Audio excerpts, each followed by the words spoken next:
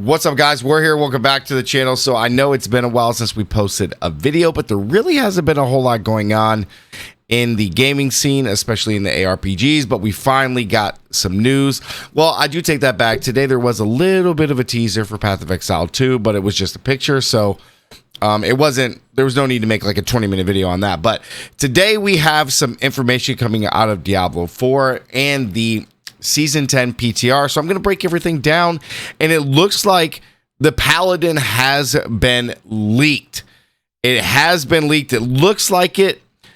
It looks like it. Speculation, could be copium. I don't know. But it looks like right here that you can see that the Diablo 4 vendor with the whole, some of the players being invited out to go test the new stuff for Season 10 and everything. It looks like the Paladin may be here in the version change. It looks like it. I could be wrong, but it looks like somebody leaked it. So we'll see what happens. Of course, this isn't going to be in Season 10, but if the Paladin is coming, it will be in the seasonal, or excuse me, the Season 11, which would be the brand new expansion to the game, which we still do not have a price on that, but I'm guessing it's going to be pretty up there. You let me know what you think, guys, down in the comments. But the Paladin may be coming to Diablo 4 about dang time 2 years later. Now, let's get into the PTR for Season 10 because it is August 19th through the 26th, and there's a lot of things for this that they want us to go and test. Before you guys even ask, yes, the Goblin will be there on day launch, which is typically not what they do.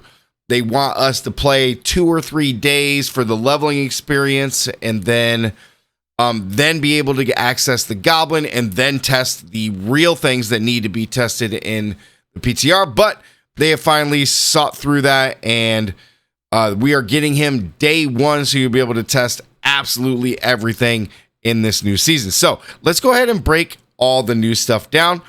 So we have Infernal Hordes Reborn. This is similar to other mechanics that have been reborn, like loot or nightmare dungeons and things. They're really trying to change a lot of the mechanics and systems in the game, because Infernal Hordes, since they really changed it to where they took Obdicite away, you guys remember that? What was that? That was before the expansion for Season 6. So Infernal Hordes really haven't been used in many, many seasons. So Infernal Hordes are back. They are redefined, and they are doing a brand new thing with chaos monsters. So hell has been unearthed, and there's a new monster family from deep within. You'll be able to access this like mini game within doing an Infernal Horde. So you're going to do the Infernal Horde, and you're going to have some chaos waves inside it. Let's see if I can zoom. You'll have some chaos waves inside this.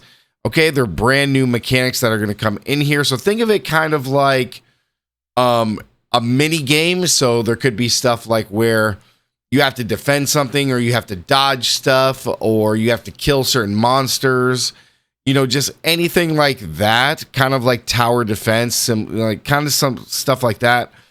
But you'll have these from your Infernal Hordes, which are going to be chaos waves. They'll have different combinations to discover and master. So you'll dodge deadly projectiles, slay, the hell worms, or hunt down aether goblins. Chaos awaits. So you're going to have some brand new mini games within Infernal Hordes. And in addition to that, when you get to the end, guys, there's going to be a brand new boss, Bartuck, the Warlord of Blood. So instead of facing off against the Council, you can choose to fight him.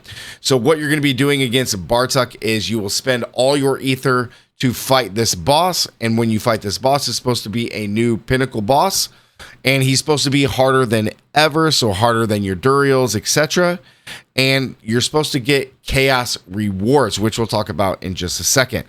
So you'll have a chance to fight Bartuck in a 10-wave like Infernal Horde sigil. You'll be able to relatively fight Bartuck every single time if you want. If you're doing the 6 and 8s, you're really going to have good runs and able to rack up enough aether to be able to fight him. Before we get to the rewards, let's go ahead and go down.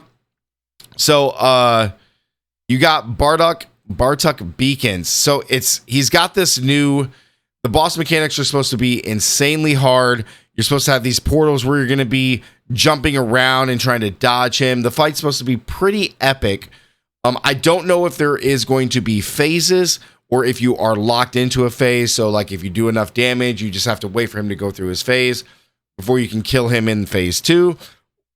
Excuse me. Or if you're going to be able to just straight up just one-shot him. I'm not sure, but we will find out in the PTR in 5 days, so next week. So you'll be able to fight him, and then you will be able to get some rewards. So upon defeating him, rewards will appear on the ground, so you don't have to spend additional Aether to claim these spoils. And what he is going to drop is Chaos Armor. So no entity is free from the Chaos Grasps. So you guys let me know what you think about this, but what we're going to have here is Chaos Power. So when you defeat him, you're going to be able to turn a set list of unique items, or unique items, and they're going to transform into something. So essentially, you're taking the Banished Lord's gear piece here, and you're turning it into a Chaos gear piece, and it's going to roll into another slot. So it can be any of the slots except for jewelry. And it can roll and you'll get all the same stats, but the big difference here is that the power stat will not only be maxed, but it will be increased by 20 more %. In addition to this, you will not be able to have multiple Banished Lords. So if you took a Banished Lord, you can't have it on your gloves and your helm slot. So just keep that in mind. You can only have one. It will be a random roll though. So when you do chaos one of these gears or legendary unique items, it'll only be a helm, chest, gloves, pants, or boots, and it is random. So you will have to have a lot of these to try to get a certain thing.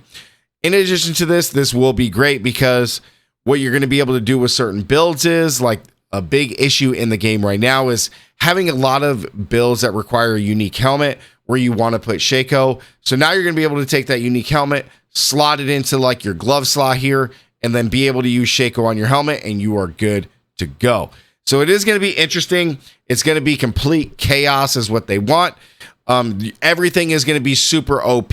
So we're probably going to be maxing out the damage on every single build in the game.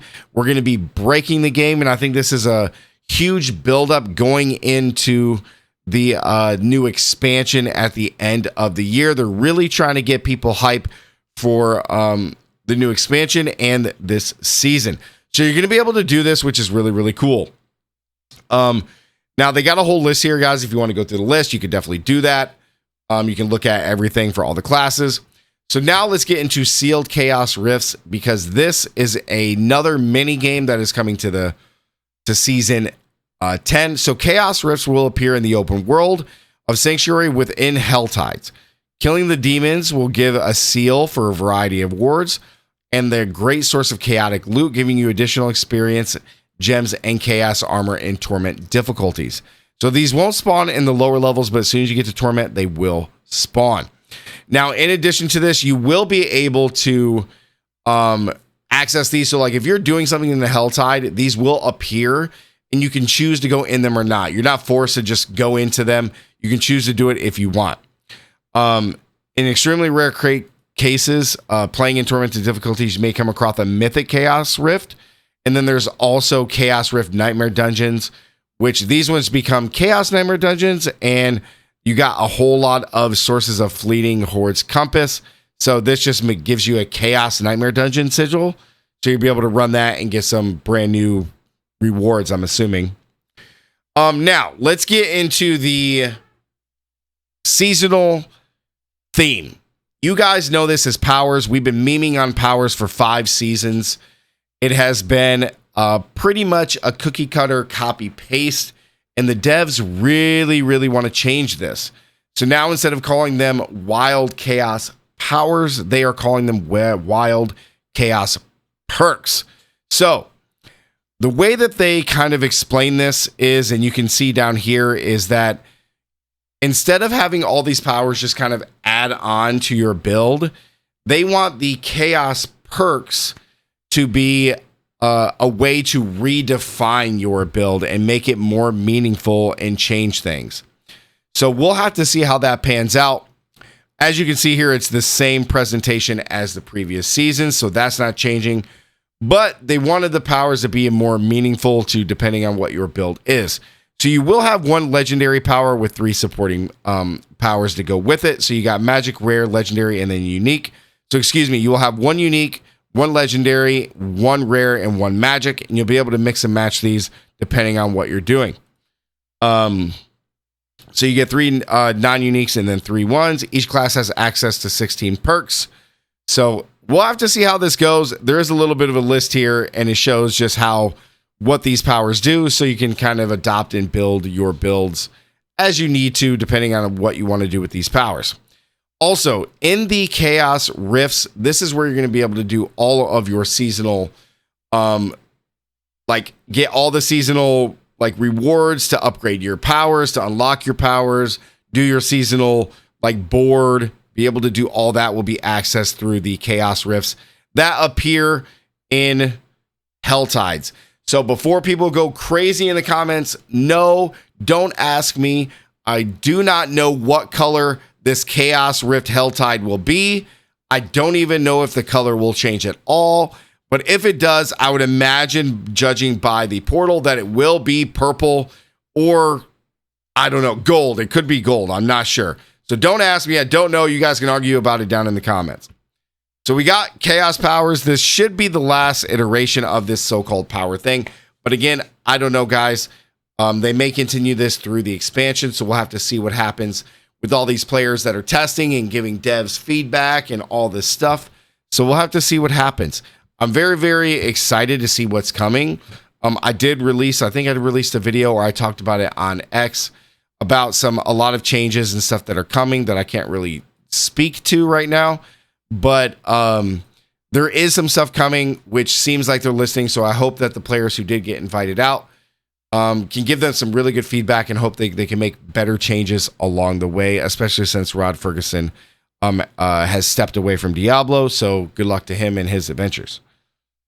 Outside of that, guys, that is pretty much it. They got a whole list of powers here. So if you guys want to go through these, feel free.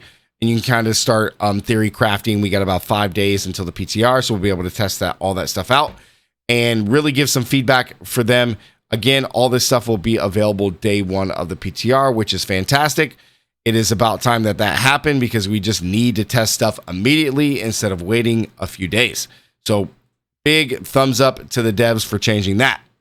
But yeah, guys, this is the stuff that's coming. I'm super excited to see if Paladin is actually really coming in the expansion. But you guys let me know what you guys think about all this down in the comments. And as always, stay gaming. I'll see you guys in the next one. Peace.